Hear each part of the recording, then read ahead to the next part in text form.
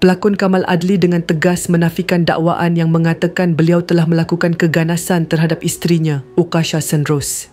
Dalam satu kenyataan yang disampaikan dengan penuh keyakinan, Kamal menyatakan, "Demi Allah, saya berani junjung Al-Quran, saya tak pernah memukul isteri saya." Guys, sebelum kita lanjutkan, jom subscribe Drama 2.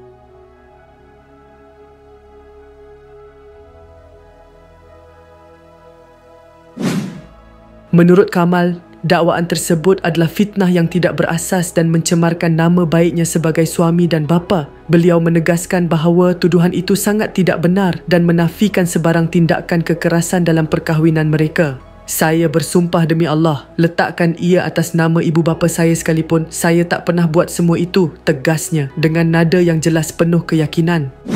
Kamal juga mengingatkan bahawa sebarang dakwaan sebegini perlu disertakan dengan bukti yang sah, bukan hanya berdasarkan kata-kata kosong. Kenapa baru sekarang nak timbulkan cerita ini? Ada bukti ke? Laporan perubatan, laporan polis atau video yang menunjukkan saya pukul dia? Kalau ada, tunjukkan, tambah Kamal lagi. Pelakon yang terkenal dengan wataknya dalam bahagia yang tertangguh ini berkata bahawa tuduhan tersebut adalah fitnah yang tidak boleh diterima. "Saya tak tumbuk dia, ini semua fitnah," katanya. Walaupun menghadapi tekanan hebat dan dicemarkan di khalayak ramai, Kamal menegaskan bahawa beliau tetap berpegang pada prinsip untuk mempertahankan rumah tangga yang dibina atas dasar cinta dan kasih sayang.